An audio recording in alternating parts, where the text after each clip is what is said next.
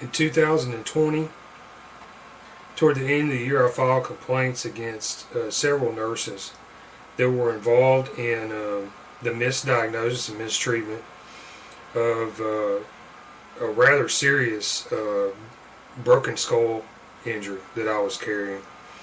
And complications from this, over about the course of a year, this area became infected. This was recognized by hospitals and nurses, and also had parasites make a nest in this wound. Like a pebble-sized chunk of bone broke off the underside of my skull. In the area of the occipital condyle condylar canal, possibly the foramen magnum, was cracked as well. This is a very serious injury. And I have no idea what the extent of this injury is. Getting close to 3 years later. It's March 2021, and I still have not recovered from this injury. Summer of 2019, this reached the height because it was repeatedly misdiagnosed, mismanaged, and had a CSF leak. This is brain fluid leaked down into this wound in my neck. This was like blood in the water to sharks for all the nasty critters that you pick up, just living your life normally and moving through the environment, planet Earth. And they grew to some length in this wound. There's 3-inch long insects that show up in images.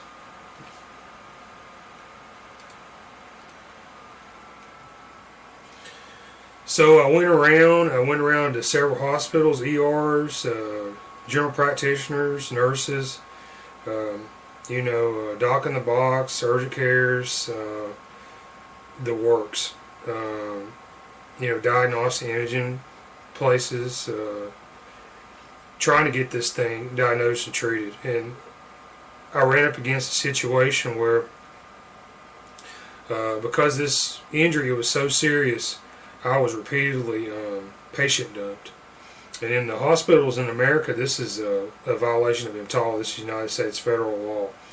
And this refers to the hospital's obligation to treat patients regardless of their ability to pay and or provide insurance to cover the fees. So this is something I was able to apply to many of these things. And I had the misfortune of almost every place that I went to screwed up on this thing. And they used like different tricks and techniques and tactics to get around giving me an honest diagnosis on this thing. And so I've documented all the things that happened to me, including putting up my own x-rays, MRI, CT scans, medical records that I had to go back and obtain later. And all this is on my YouTube channel, My Medical Nightmare. It's getting close to like 9-10 hours video documentation on this thing. Totally unacceptable. And so I filed complaints against several nurses that were involved in this thing at the end of 2020, and I got these letters back in March 2021 from the Alabama Board of Nursing, Montgomery, Alabama. So any nurse out there, you go to Jeff State for several years to be a nurse. This is popular around Birmingham, Alabama, or elsewhere. You got a nursing license in Alabama, you got it from these folks. And they have a large responsibility. Unfortunately, what I found was, that these licenses, they're not worth that much. And this is the truth. And this is because this sanctioning body, they are also responsible for investigating complaints related to malpractice, fraud, corruption, attached to these occupations related to these licensures. And I filed many complaints that had merits, and my complaints were dismissed. And I think this is unfair. And so here on this channel on YouTube, on these videos, I'm going to present my case and offer my rebuttal, because I think that these complaints, they had merits that could stand on their own. And so I got this letter, and this video is going to be related to my visit in spring 2019 with nurse Kimberly Kelly. And she was present at AFC, American Family Care, Parkway. And this is off of Parkway East, Roebuck. This is on the outskirts of Birmingham. And I went there. This is like a doc in the box, urgent care sort of place. You go in there, they do like a quick x-rays, like in and out, and it's very efficient, economic. But then what my experience is that they didn't give the proper attention to detail. This was lost in this rushed economy and streamline this thing. It reminded me a lot like going through a drive-thru of some fast food restaurant. But okay, if you go through the drive-thru at McDonald's and order like a Big Mac, for example, most of the time you'll get the Big Mac without any problems. I went through this place, and for some reason they could not properly diagnose a very serious broken bone issue in the basal area of my skull. And this is unfortunate, and so I had to file some complaints. And now I'm on the back end here, and I'm going to back this thing up after getting these denials. Alright, so okay, I got this letter. This is from Peggy Sellers Benson, RN, MSHA, MSN, NEBC. And she is the executive officer of the Alabama Board of Nursing. And she signed off on this letter dated March 12, 2021.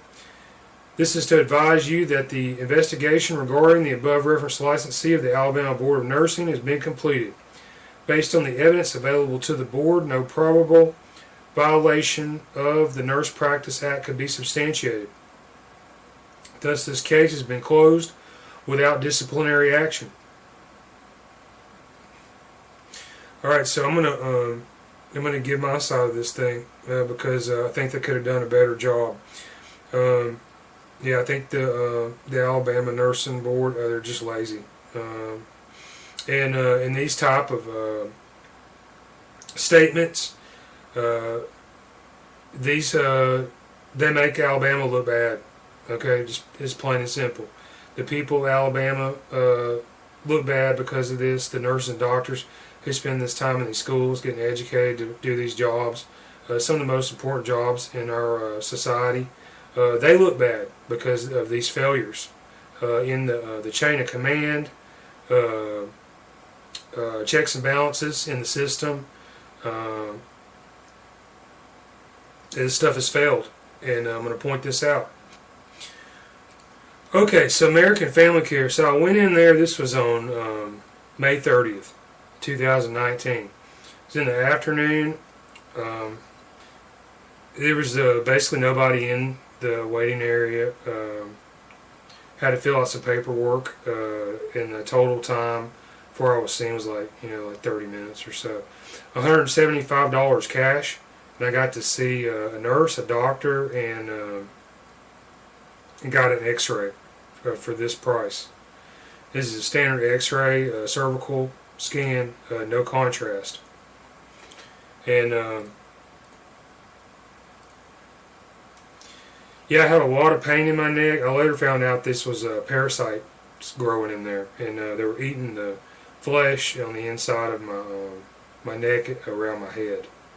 And I could hear squeaking, squirting, chirping, watery sounds. There's something moving around in my neck. There's a lot of pain.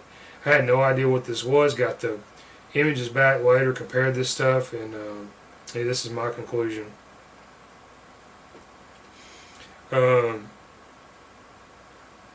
So when I went in there, I also had a broken skull. The main injury is my broken skull, basilar skull, bone damage. And you can see this. I'm going to put up all my pictures here. I've got pictures. Yeah, and by the way, it's March 18th. I have new pictures that I'm going to add to this video. This is from March 10th, 2021, Express MRI off of Highway 280. And what these pictures show is that this wound, it hasn't healed, is still present, and I'm still have not recovered from this. So I've got new pictures I'm going to add here, and you can compare all these pictures over 2 years. You can confirm what I'm saying out there, doctors, nurses, medical professionals, and the general public.